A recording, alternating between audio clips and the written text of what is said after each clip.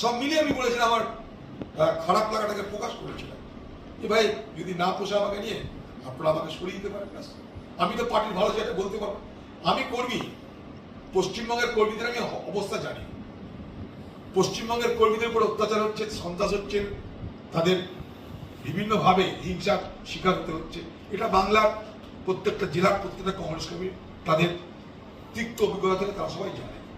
তা আমি কর্মীদের বলতে হবে, কর্মীদের বলতে গেলে আমাকে তৃণমূলের বিরুদ্ধে বলতেই হবে। পশ্চিমবঙ্গে আমি রাজনীতি করতে গেলে তৃণমূলের বিরুদ্ধে বলতেই হবে।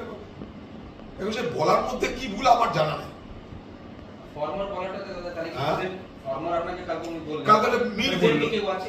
আমার জানা নেই ফরমাল বলা মানে তো হয়ে গেলাম।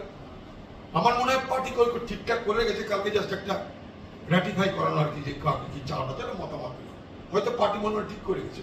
আমি নিশ্চয়ই বিশ্বাস করি যে পার্টির ভালোর জন্য কিছু করার চিন্তা করেছে।